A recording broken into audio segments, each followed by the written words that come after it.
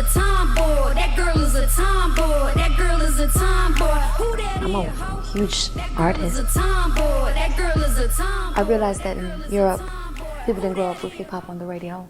It's not a secondary kind of like hip hop is like water for us, you know. It's just all we know.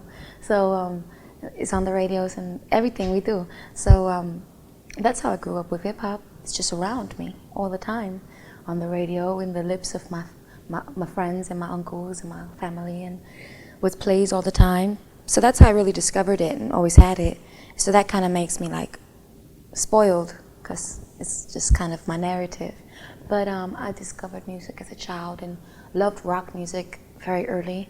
I love rock music. That was probably like the love of my life.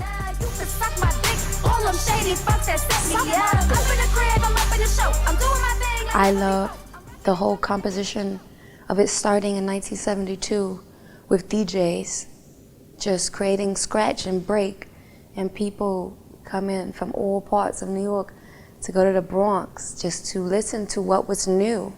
I love that history. It's very special to me, and it's very forgotten because rap is another form of hip hop that overshadows that. But hip hop is a very special DIY history that comes with true like kinetic sonic music, like break and dancing.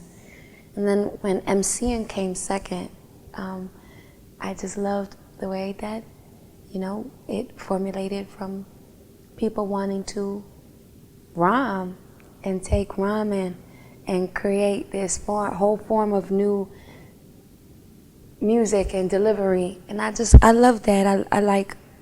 I like there's a simplicity in it, and I keep that simplicity in my own lyricism. I try not to be too lyrical. I like that hip hop had its roots in like kinetic, like simple phonetics, you know, almost like lullaby, like the way people learn how to like read and write. So that's my favorite thing about hip hop, the simplicity in it, the neighborhoodliness in it, you know, and the fact that that's where I associate with it. That's my safe space within it. Got no reason to run. Yeah, my words are the reasons that I never use guns. I like bike around Harlem. And I go to different places that I used to go as a child, but I still go to as an adult. And I take my notebook, which I have. I take it everywhere with me, and it's like the way any artist is commissioned to do a project. They have their workspace and they have their routine. I have a very specific routine where I bike around the city and I marvel at the architecture and the art, and I smoke a lot of weed in the park, and I just like zone out, and I'm just like, you know, and I all of these beautiful memories, which are correlated to the places that I go. So I very much strategically go to places that invoke deep memories in myself. And then that's how I did it. I would go to these places that would deep these really, really, really beautiful emotions and memories in me. And I'll write for however long I will write. Watch people watch, observe things, you know, have like, you know, it's like maybe like a little juice, a spliff. You just watch people. You just cut, you observe. And that's the way I can write. I'm not like a typical rapper. I not like, I gotta go to the studio and write. I don't work like that. It doesn't work for me. My brain don't work like that. I need color, I need texture, I need palette, because I'm a visual artist who happens to be a rapper. When I was in foster care, I wasn't allowed to go hang out with my friends, and I wasn't allowed to be a regular teenager. So I was forced to spend a lot of time at home. And at the same time, it was actually like really beneficial for me, because with that sheltering, I just retreated to art, and I would just like make art. And I just like all the magazines and blogs and things that I was into, I was so into them because I didn't have a social life. So it's read all the time and discovered all these cool things. And zines was one of them. And I discovered like the Riot Girl zines. And I just would make a lot of collages in my home and it helped not feeling so alone. Green line check. I was on a 6. For $2.50 I could go anywhere I want, even if they check my bags. I'm hiding weed from the cops. And at 16 years old, there was a fire in my belly where I was like, I'm gonna do something about this. I am not happy. I'm not creating. I'm not making art. I'm gonna be an adult soon. And really, where do I want my life to be? This is not how I want my life to be. This is not doing it for me. And in that moment, like it'd been coming, it'd been cultivating, and then something snapped inside of me. My bitchiness really shined at that moment, and I could never, like it really hit my tipping point, and I didn't want to accept nothing that didn't suffice me no more. So I just left, and I was so convinced that what I need is what I need, what I want is what I not, and what isn't good for me isn't good for me. I discovered feminism within my home, within my grandmother and my sister. They were great feminists. They're special feminists, and they were very strong, very strong, very powerful women who taught me about strength and resilience and the power of my voice. My grandmother, my sister,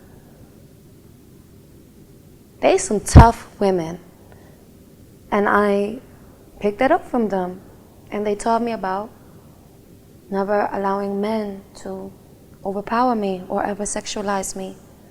Or I didn't grow up in a home with men. Like my grandmother was the matriarch, and she had 5 sons, and I had a huge masculine energy of like knowing how to fight, smelling weed all the time, seeing their different girlfriends. I got that. But my grandmother was the boss lady, and everything was like, everybody looked up to her. She had the final say. She set the tone. She commanded all these men. Little titties and so damn pretty. Staircase in a crack Philly. Little titties and a fat kitty. Big pants and some stuffed shoes. Bow, Blues Clues. Afrofeminism, black feminism, brown feminism, urban feminism.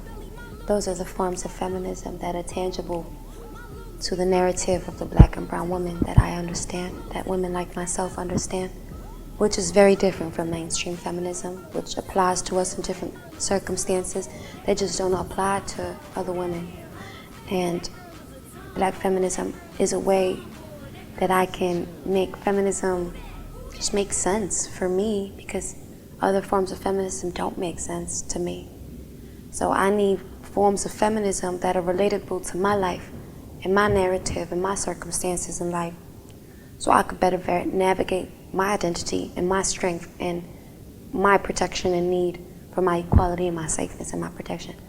Also, it helps me understand the schism of the history of feminism within black women and brown women.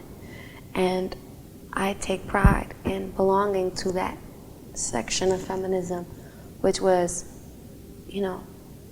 sadly more voiceless throughout the history of feminism. And that's why I take a large part in the revival of black feminism for new millennium women, because I don't believe in being in the sidelines no more. I believe that black feminism should be at the forefront of feminism now, and that's why I stand by it very deeply. What a great honor to be able to introduce for the first time ever anywhere the 45th President of the United States of America, Donald J. Trump. I think that it's not only changed my life, it's put a damper on my psychology, how I feel, my emotions. I feel sad just talking about it as we speak. But this is something, white supremacy, the invocation of white supremacy within societal rank, that's something I have been anticipating a long time. That is something that has been prophesized and predisposed for a long time. So the form of white supremacy and Nazism in politics and like New World Order, I've always known that was like going to pop off. Like that's just something that like has always been present. I don't involve myself in it. It's beyond my control. Like it's disgusting and it's gross and it's like Nazism in America. Because I want women to feel comfortable. I want women who come to my shows to feel like they're important because this show is for them.